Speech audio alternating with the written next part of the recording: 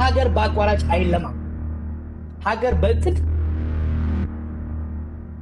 ሀገር በስትራቴጂ የሚገነባው ብሎክ ባይ ብሎክ ነው የሚገነባው።